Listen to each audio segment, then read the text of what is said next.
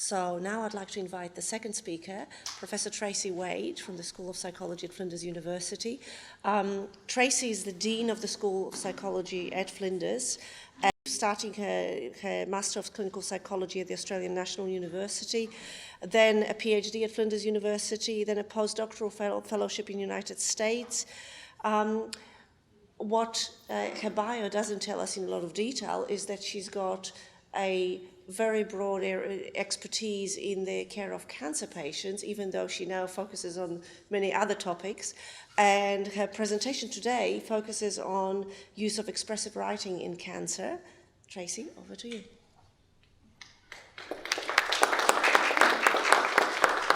So I guess I come both as a clinician.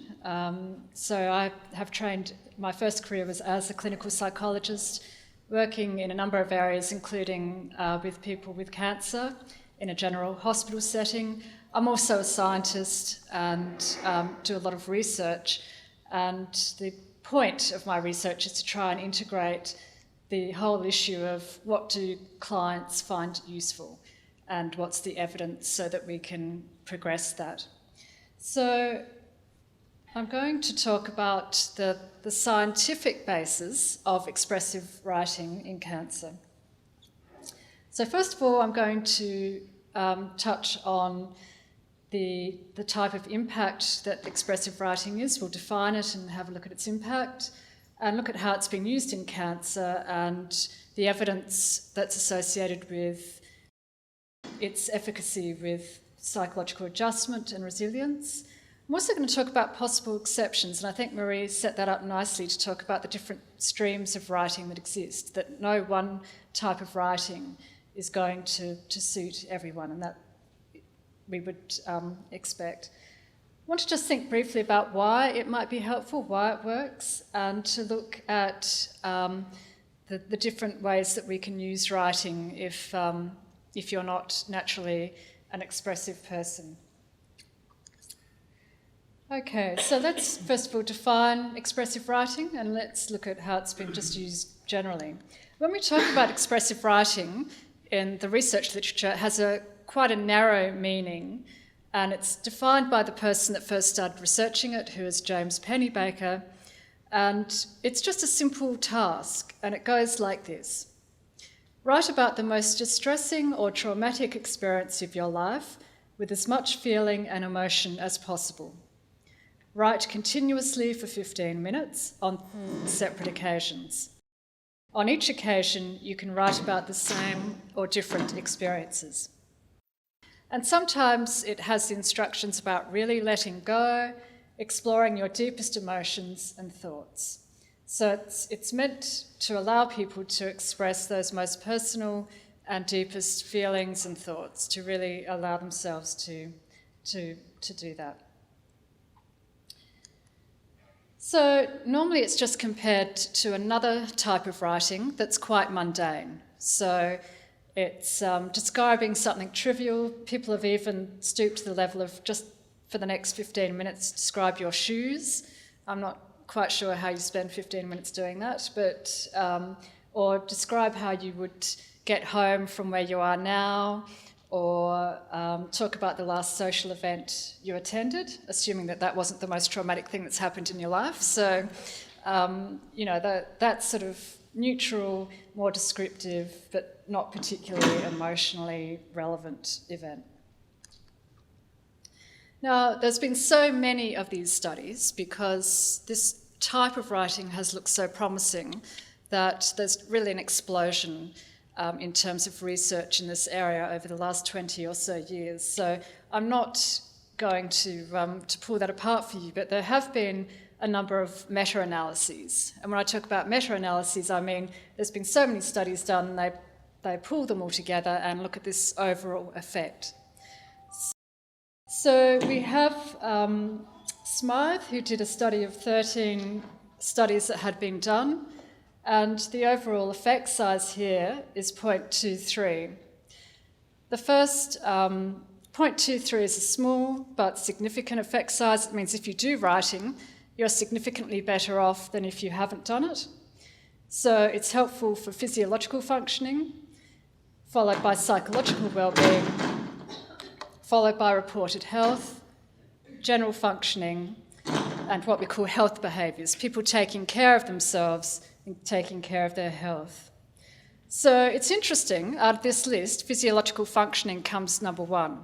It's not the emotional functioning. So I think that's really interesting from the cancer perspective. When we look at those studies that I talked about were with university students mainly, so this is now with clinical populations, we still get an effective, a significant benefit of using therapeutic writing. These are people that had a psychiatric or medical illness, and they found that the writing was significantly more effective, but again, it's with the physical rather than the psychological in this case.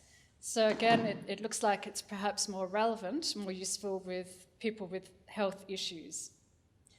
And if you pull out all the published and unpublished studies, it's a great great rort in science, where if your study doesn't get significant findings, you put it in the bottom drawer and lock the bottom drawer and don't send it off to be published, so people never get to hear about it. So this person actually pulled out the studies that had been published, the studies that hadn't been published, and found that there's still a positive and significant effect of therapeutic writing across all of those studies. Okay, so that's why people have been a bit captivated by the use of this writing, because it seems to have a fairly robust impact. What I'm going to look at just for the rest of my talk is to look at how it can be used with cancer and what's the evidence for it being helpful. Okay, some of the earliest work was done by Netstanton, and she did it with women with breast cancer. And she looked at people who were both low in avoidance and high in avoidance. By avoidance, I mean people who cope with problems by trying not to talk about them, versus people who cope with problems by wanting to engage with it and talk about it. That's what they find useful. Okay, so you might think about what sort of person you are. You might know people that have those different coping styles. And she found that those people who were low in avoidance, they benefited from writing about those deepest thoughts and feelings associated with the cancer specifically, not a general trauma, but with the cancer. Whereas the people that were high in avoidance didn't really like it. And that makes sense. You know, they don't want to engage and think about the trauma. But what those people found useful was a benefit-finding condition. And Marie mentioned that as one of those streams of looking at the benefits that resulted from breast cancer. So those women actually found that to be significantly more helpful.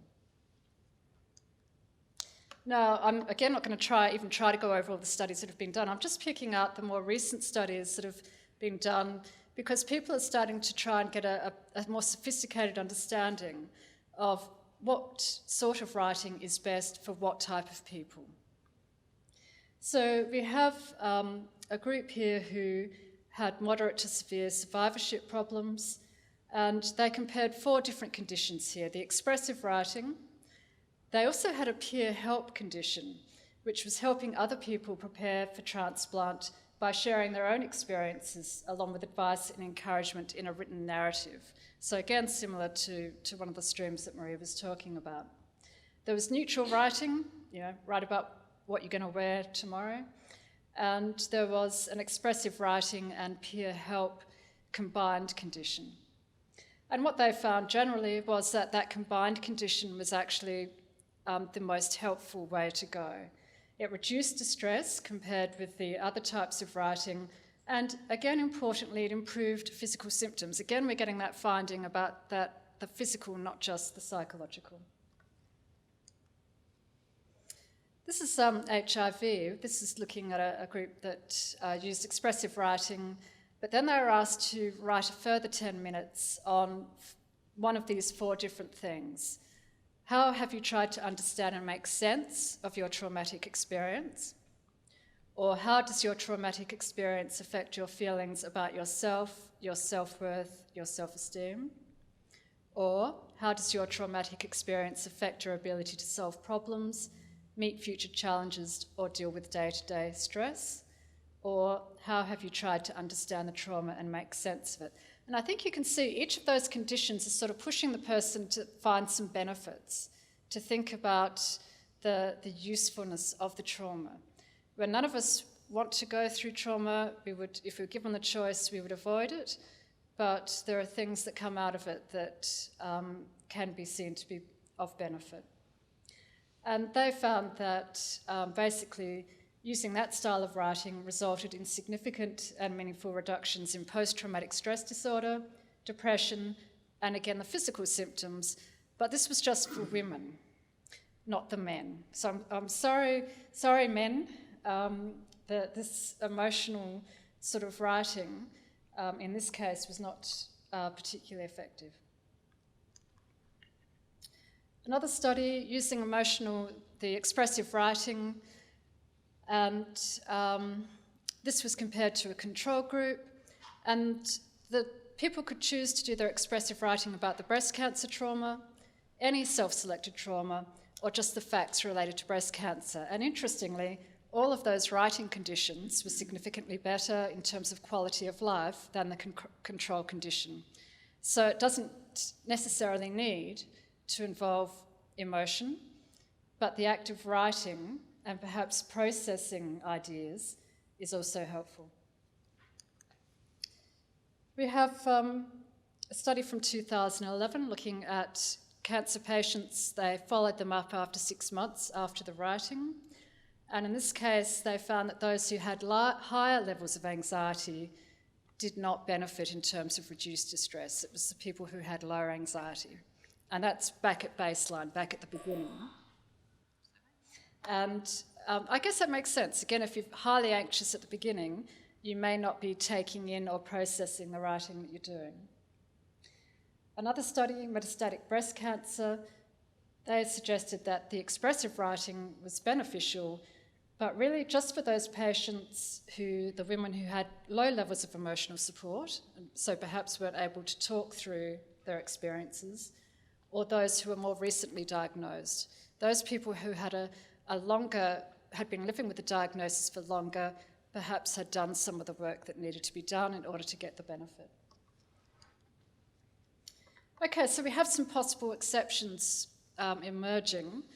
We need more work around men. Most of the studies have been done with women, and we need to try and address that and think more carefully about what type of writing suits men.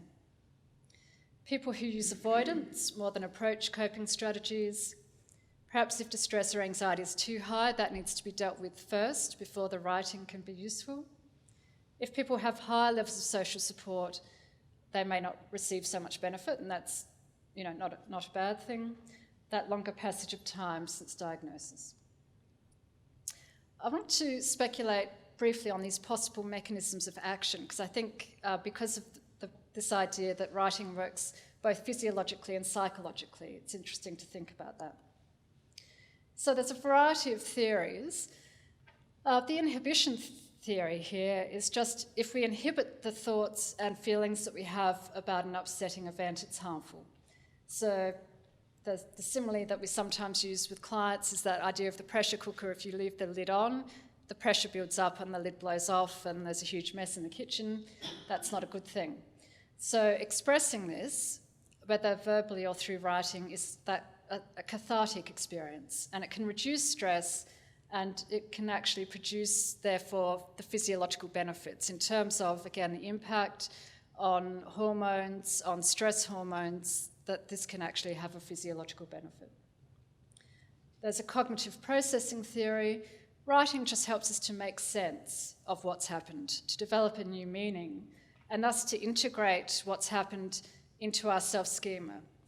We didn't see ourselves as someone with cancer, but if we can write about it, we can start to integrate that and move on in our life and embrace, in a sense, what Kabat-Zinn says, which is embrace that full catastrophe of life, rather than having to just look at parts of life and not being able to look at other bits. Self-regulation. Writing can be a mastery experience. It helps you develop a stronger sense of self-efficacy, your ability to manage life, your ability to regulate your emotion. Exposure theory, just talking about negative experiences in a safe environment, extinguishes that association between the unpleasant event and the traumatic feelings. We start to create different feelings around that traumatic event.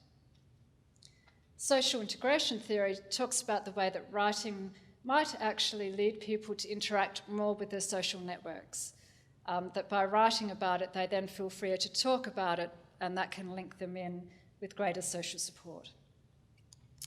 Now, I'm not going to tell you which theory is correct because we don't know, and I suspect it's not an either or, but it's just interesting to think, again, that those pathways are both physiological and psychological, and as we know, those pathways are integrated.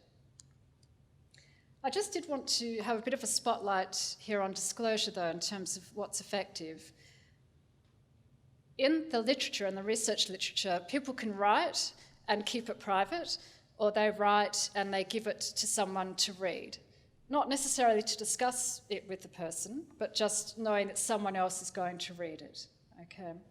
So we call that disclosure, and versus keeping it private, which is the undisclosure, not disclosure. And there is evidence to suggest that disclosing, knowing that you're going to disclose your writing, does significantly reduce depression, interpersonal sensitivity, and the physical symptoms compared to the undisclosed condition.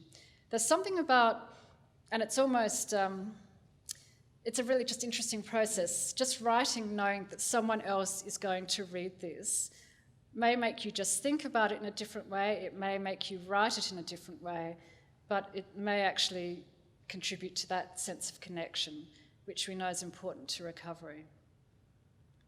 So, an interesting twist on this idea of how to use writing. Okay, and just looking at alternative ways of enhancing emotional adjustment, if you're not really into writing your deepest thoughts and feelings, and at times none of us want to do that. So just thinking, and because my major clinical work now is with eating disorders, with people that have anorexia nervosa, we routinely ask our clients to try therapeutic writing. And we know that about half of them will take to it like a duck to water and love it, and the other half recoil as though we've offered them raw Brussels sprouts for dinner and say that they couldn't think of anything worse. We do encourage them to try it and see before they reject it.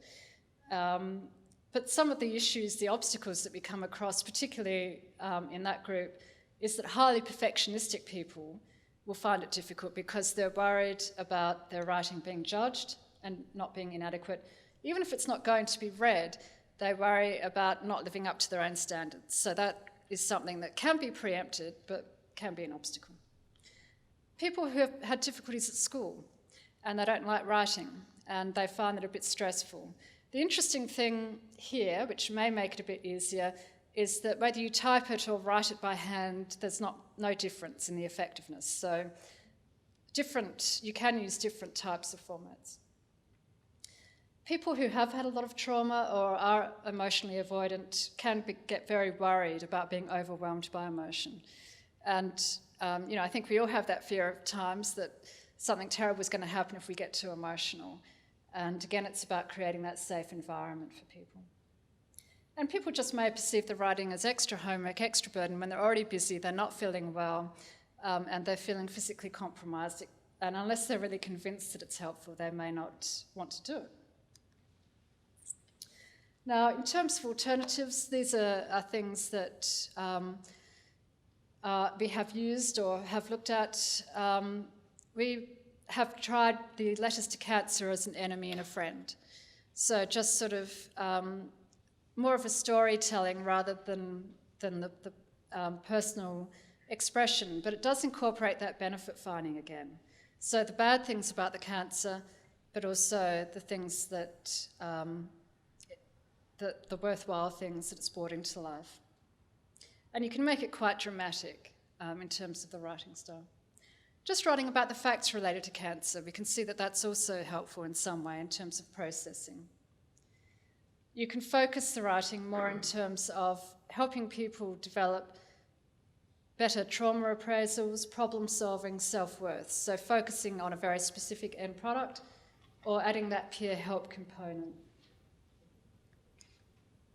So I know that we're going to leave questions till after, so that's just to get you thinking. If you've got any questions, you can jot them down so you don't forget them, because we do have another speaker.